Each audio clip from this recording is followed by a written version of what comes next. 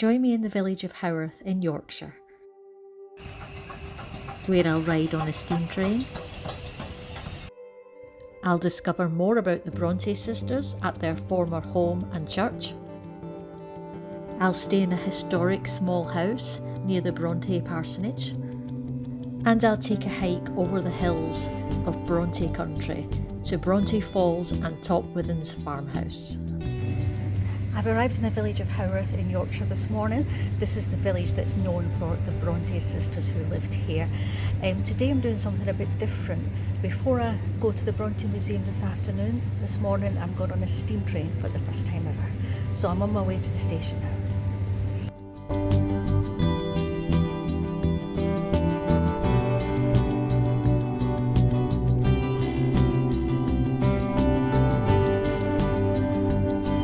Keighley and Worth Valley Steam Railway opened in 1867 and was funded by local mill owners. It's a heritage steam railway with a route of around 5 miles with 6 stations.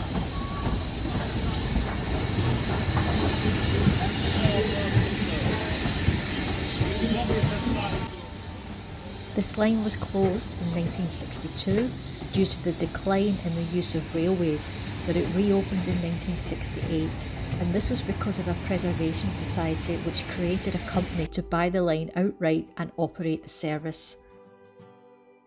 We're on the steam train and I'm on the way to Ingro station.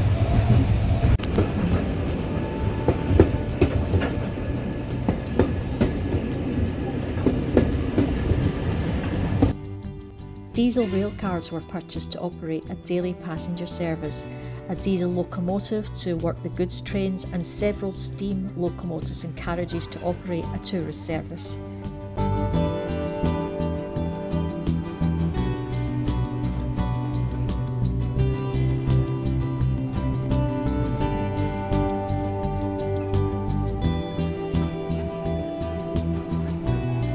Today, as well as many tourists using the service, local people still use it as a means of transport to reach Haworth or the surrounding moors. It also serves as a connection with other lines from Keighley station.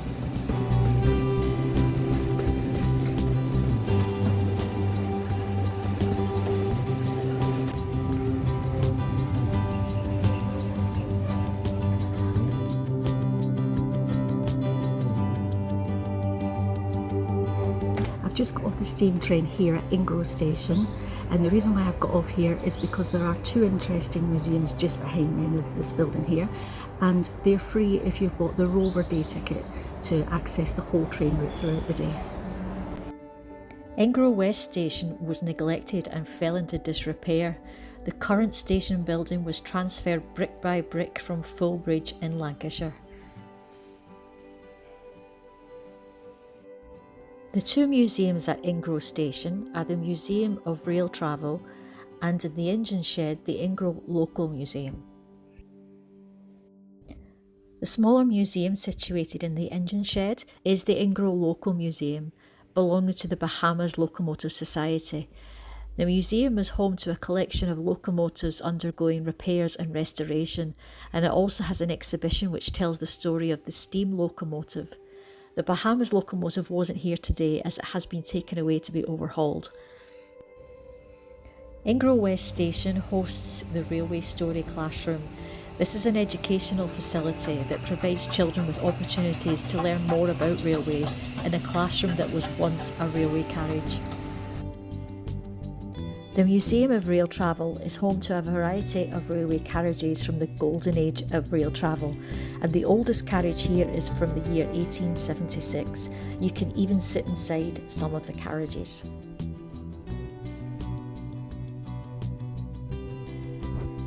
This carriage that I'm sat in was built in 1910, and its gas lighting was upgraded to electric lighting in 1919.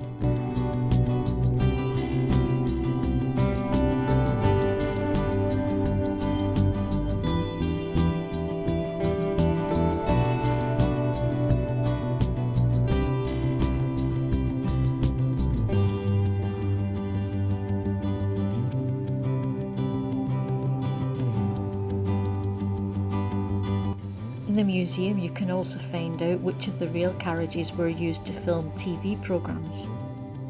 This sign explains the requirements of providing smoking carriages. This one was the oldest carriage on display that was built in the year 1876.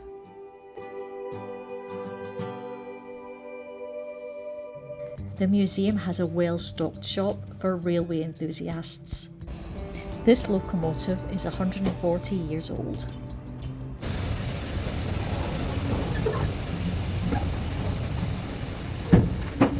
Keighley station is the end of the route, and there's a short break here before returning.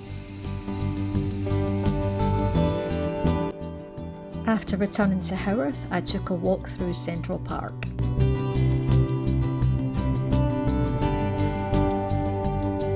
The building behind me is Haworth Old Hall, and allegedly it's the oldest building in Haworth.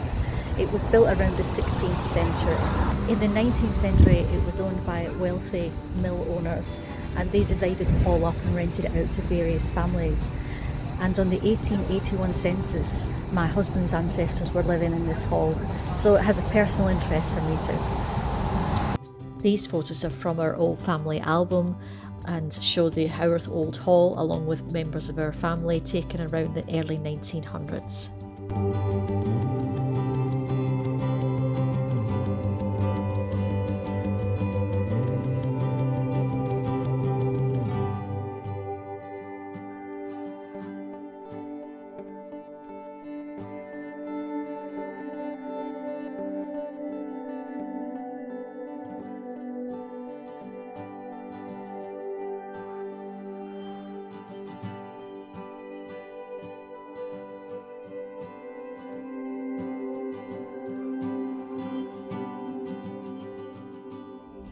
The Brontë Parsonage was built in 1779, and it was the former home of the Brontë family. Today it houses the Brontë Museum. This is the dining room where Charlotte, Emily and Anne did much of their writing, including the novels Jane Eyre, Wuthering Heights and Agnes Grey. It's believed that Emily died in this room on the sofa. This is Mr. Bronte's study. He used this room for his parish business and gave his children lessons here. He purchased the cabinet piano, which was mainly played by Emily and Anne. This is the kitchen, and the Brontë sisters were expected to take a share in some of the household tasks, and particularly after Aunt Branwell's death, when Emily acted as housekeeper whilst Charlotte and Anne worked away from home as governesses. Mr. Brontë moved into this room after the death of his wife. In later years, he brought his son Branwell into the room due to his addiction to alcohol, and then Mr. Brontë could keep watch over him. It was here that Branwell died at the age of 31 in 1848. This room was used by Aunt Branwell until she died in 1842. After that, this became a room that Charlotte shared with her husband Arthur Bell Nichols, and it was here that Charlotte died in 1855 with her husband by her bedside. Today, the room is used to display Charlotte's clothing and personal treasures.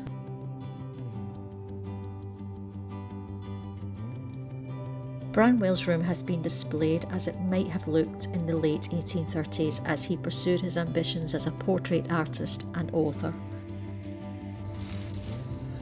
I've come into the centre of Haworth village, and this small area is where you'll find most of the Brontë family history. The church behind me is where Patrick Bronte worked as a minister. He was given the position in the year 1820, which is when the family moved into the village.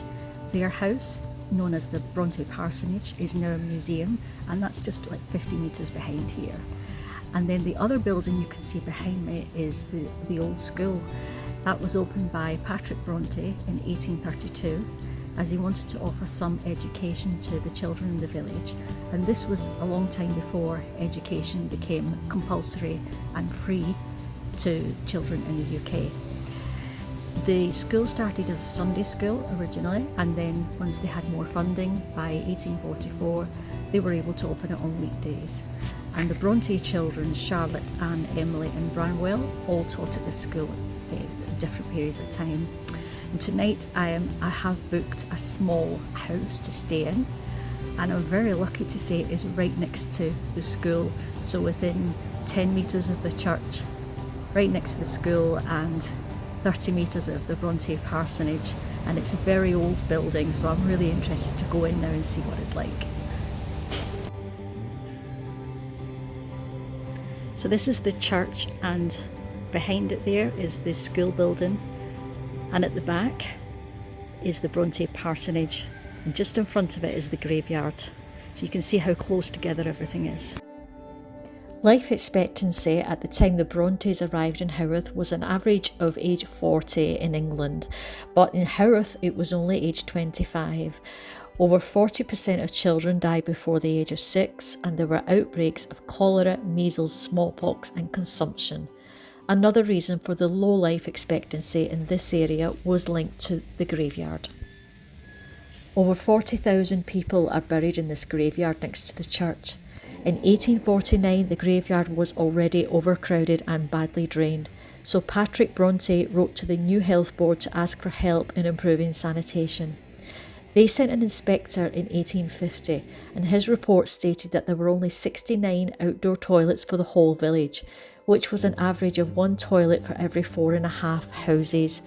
There was no sewage system, and the village water supply was contaminated by the decaying bodies in the overcrowded graveyard. However, it would take another 6 years before a clean water supply was provided for Haworth. The current church is known as St Michael's and All Angels, and is the third religious building on this site. The first building was built in the 14th century, and some parts of this older building still survive today. The church was enlarged in 1755 to accommodate several hundred people, and a newer building was built in 1879. Most of the Bronte family are interred within this church. Anne Bronte is the only member of the family not to rest in the family vault beneath the floor at the east end of the church. She died of tuberculosis in Scarborough and is buried there.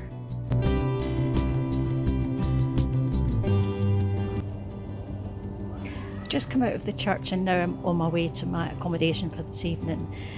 It looks like it's the little house behind me, just hidden amongst the trees.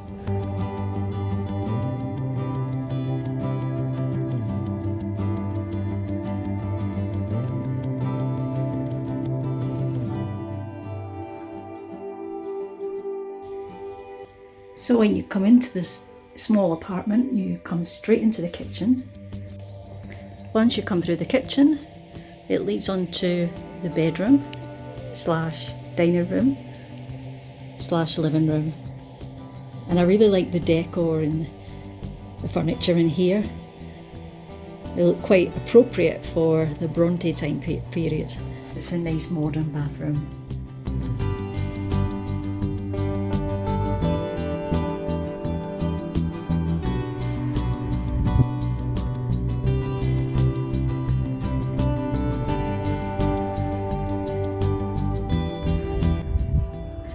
So today it's warm and sunny in Haworth, which is really unusual for the UK. So I've come out quite early to start my hike. I'm going to Brontë Waterfalls and then to Top Withens. Top Withens is an old farmhouse that allegedly was an influence for one of the houses in Wuthering Heights. This is the route where the Bronte sisters used to walk, which is why the waterfalls have been named after them. Now, as you can see behind me, this is just the start of the hike. The scenery is really stunning around here. The total hike, if you want to do it from Haworth New Cemetery, is about 10-11 kilometres as a loop, so that's there and back.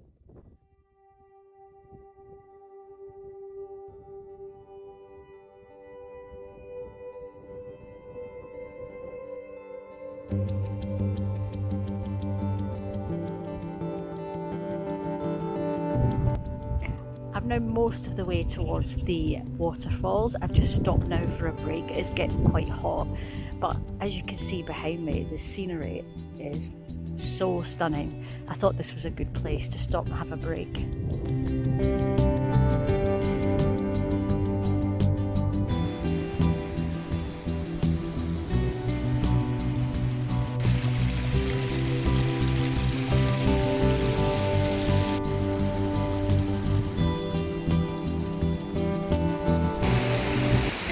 So I've arrived at the Brontë Waterfalls. Unfortunately, they're not like they were in winter. A lot of it has dried up because of the hot weather. So I've filmed what there is here, and I'm going to put a clip on my video of when I came in winter when you could see the waterfalls in all their glory.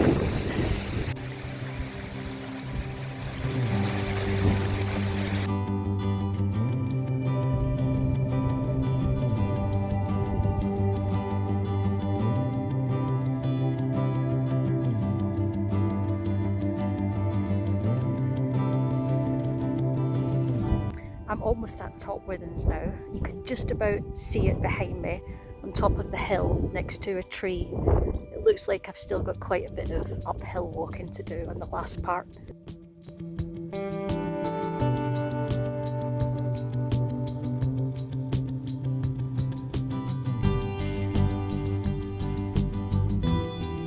At last, I've made it to Top Withens.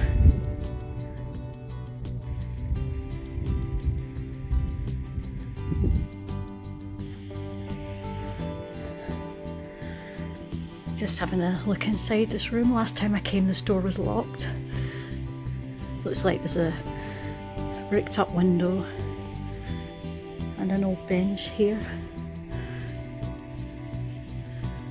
This is the other side of the house where there's no roof left, so it's all open. Nice views from the window over the moors.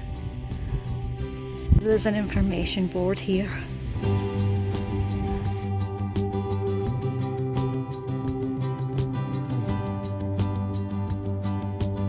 So I finally made it to Top Withens. There are a couple of benches here to sit down and have a break. There is an information board inside the farmhouse which says that the farm has been here since the 1500s and it was owned by the Withens family, which is why it's got its name. Unfortunately, there's no quick way to get here. You have to hike across the moors because it is right in the middle of the moors. There's no road near here. If this hike is too much for you, what you can do is split it into two halves over 2 different days. That's what I did in winter, so you could start from Haworth New Cemetery, where I started today, and walk to the Brontë Falls, which is mostly flat, and that would be about between 5 and 6 kilometres return. Then I did a separate hike in winter just for Top Withens, and I parked outside the Wuthering Heights pub, which is in Stanbury village, and I walked across the moors that way, and that was about half the hike I'm doing today. So you can make it shorter into 2 different hikes if that's what you want. If you're feeling energetic and you want to carry on further than Top Withens, you can go this way to the left of the house, and that takes you to Alcomden stones. They look like prehistoric stones, but they're not. They're just natural. It's just the way they're positioned. But you get excellent views from there. And I did go there in winter, so I've not got enough energy to do that today. So I'll put a clip of my winter video on so you can see what the stones look like.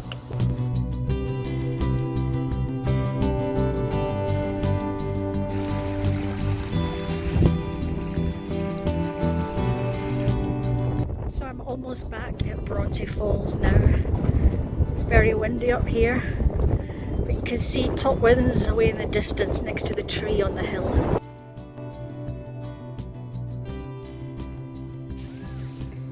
So I've made it back to Brontë Falls, and I've got about another 3 kilometres to go until I'm back at the car, and that's the end of the hike. So I'd like to know, have you ever been to Haworth or Yorkshire? Are you interested in the Brontes? Have you read any of their books? Let me know in the comments, I'm interested to know. And if you like this video, please press like and subscribe. I have more videos coming up, both of the UK and abroad. See you next time.